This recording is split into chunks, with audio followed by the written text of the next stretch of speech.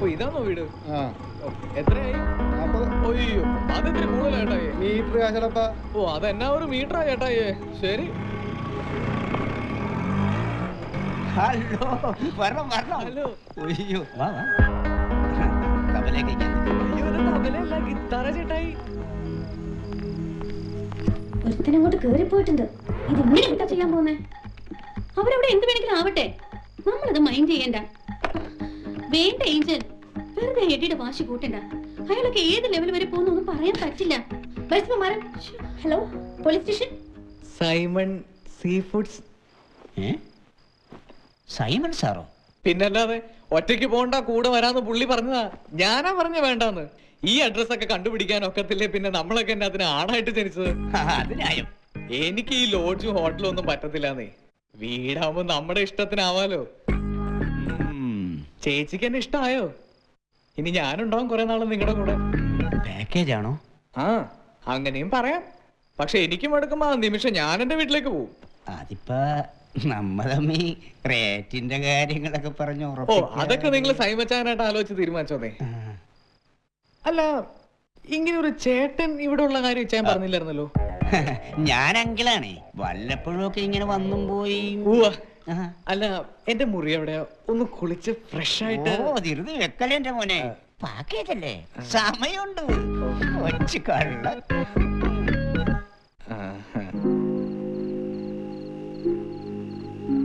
Angel, dinner എടുത്തു വെച്ചിട്ട് എത്ര നേരമായി? വാ. നീ എന്തിനാ ഇവിടെ ഇങ്ങനെ നിൽക്കുന്നേ? ആ റാസ്കലിനെ പോലീസ് പൊക്കിക്കൊണ്ടു പോകുന്ന എനിക്ക് കാണണം. നീങ്ങ വന്നേ, നമ്മളൊന്നും ശ്രദ്ധിക്കണ്ട. വാ.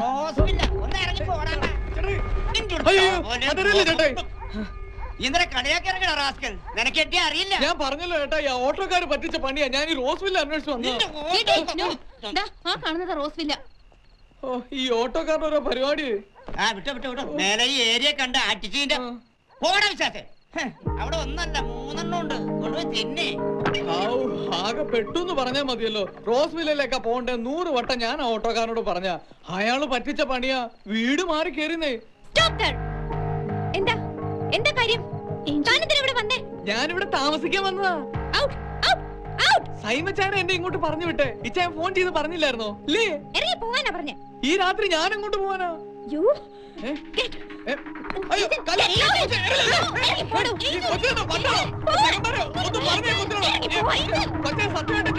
താമസിക്കാൻ വന്നതാ. എന്താ ഇവിടെ? കുട്ടിയാണോ ഫോൺ ചെയ്തത്? ഇവിടെ കിടന്ന് ബഹളം വെക്കുന്നു. എന്താണ് എന്റെ പ്രശ്നം? സാർ ഞാൻ നീ ഏതാടാ? രാജകുമാരിയില്.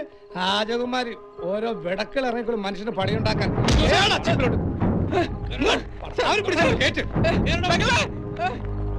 ഞാൻ സൈമച്ചാൻ പറഞ്ഞത് ഈ വീട്ടിൽ താമസിക്കാൻ അറിയാം. ഫോൺ ചെയ്തിട്ടുണ്ട് ഇങ്ങോട്ട്.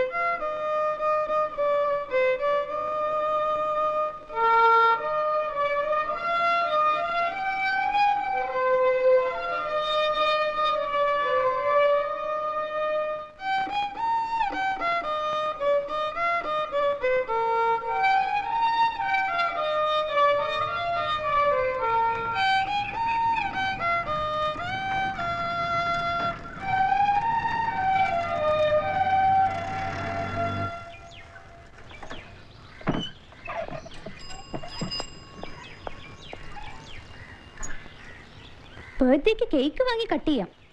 വിസ്കിയും ബിയറും ഫുഡും വിളമ്പി നാട്ടുകാരെ വിളിച്ച് സെലിബ്രേറ്റ് ചെയ്യാം. എന്നിട്ട് കേക്കിന്റെ കാശ് ചോദിക്കുമ്പോൾ മാത്രം എല്ലാവർക്കും എന്താ ഒരു ഡിലേ? 100 കുറ്റും. എന്താ അനിമ? What happened? സൈമൺ വന്നിരുന്നു. എന്തിന്?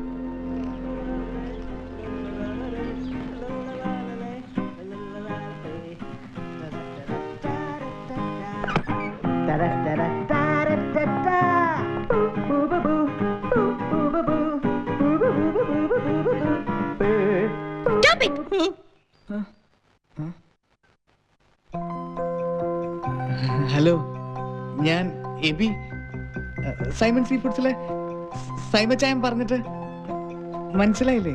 ഇന്നലെ രാത്രി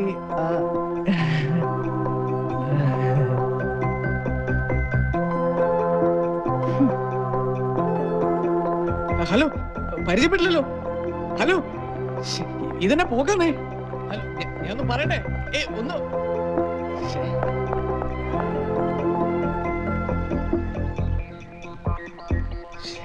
കുഴപ്പമായോ?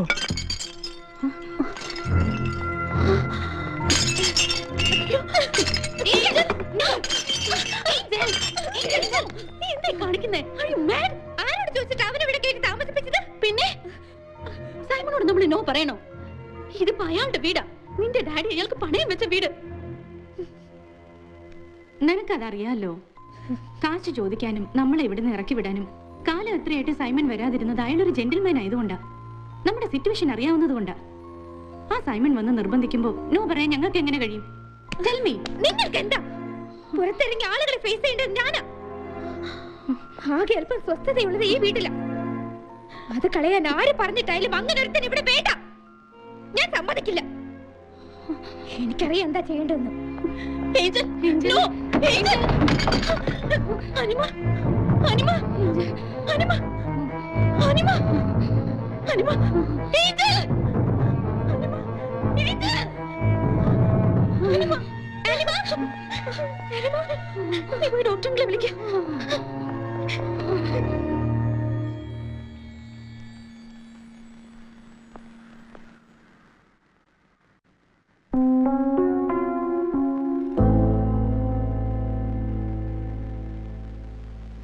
മെന്റലി സ്ട്രെയിൻ ചെയ്തതിന്റെ നോക്കണ്ട, ഒരു അടി വെച്ചത് ഞാൻ അവിടെ ഹോസ്പിറ്റലിൽ ഒരു 100 കൂട്ടം പണിയുള്ളപ്പോഴാ.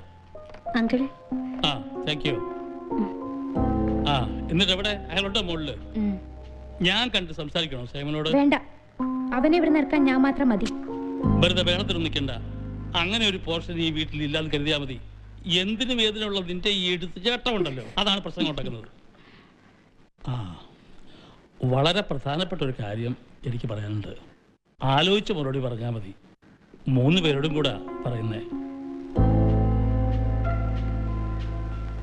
എന്താ നിങ്ങളുടെ പ്ലാൻ? ഇങ്ങനെ അങ്ങ് ജീവിച്ചു തീർക്കാനാണോ? അതുപോരാ. എന്നോടൊരാൾ മെഴ്സിയെ കുറിച്ച് അന്വേഷിച്ചു. I mean a marriage proposal. സാമുവലെങ്കിൽ പറയൂ, ആരാ? One mister Justin.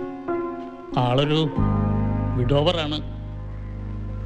ഈ സെക്കൻഡ് മാരേജ് ആണെന്ന് വെച്ച് തള്ളിക്കളയേണ്ട കാര്യമൊന്നുമില്ല. ആ ബന്ധത്തിൽ അയാൾക്ക് കുട്ടികളോ മറ്റ് ലയബിലിറ്റീസോ ഒന്നുമില്ല. കുറേ വർഷങ്ങളായിട്ട് എനിക്കറിയാം. മെഴ്സിയെ പള്ളി വെച്ച് അവർ കണ്ടിട്ടുണ്ട്. അവർക്ക് വേറെ ഡിമാൻഡ്സ് ഒന്നുമില്ല. ഇനി മെഴ്സിയുടെ സമ്മതമാണ്. Sorry uncle, leave me.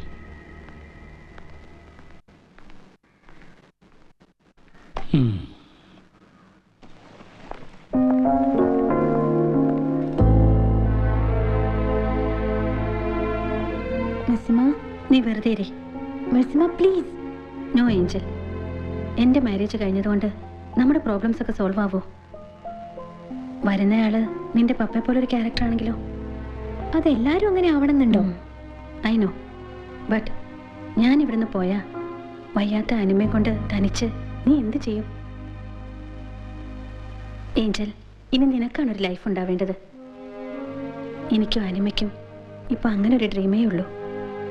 നിന്റെ ലൈഫ്, നിന്റെ ഫ്യൂച്ചർ. അതെ, നിങ്ങളുടെ ലൈഫ്, നിങ്ങളുടെ ഫ്യൂച്ചർ. അതേ ഞാനും ആലോചിച്ചുള്ളൂ. എൻ്റെ ഫിലിപ്പിൻ്റെ മക്കൾ എൻ്റെയും മക്കളാണ്. ആ സ്നേഹവും സ്വാതന്ത്ര്യം ഉള്ളത് കൊണ്ടാണ് നല്ലൊരു പ്രപ്പോസൽ വന്നപ്പോൾ ഞാൻ വന്ന് പറഞ്ഞത്. തീരുമാനിക്കേണ്ടത് നിങ്ങളാണ്. എന്തായാലും ലൈഫ് വേസ്റ്റ് ചെയ്യരുത്.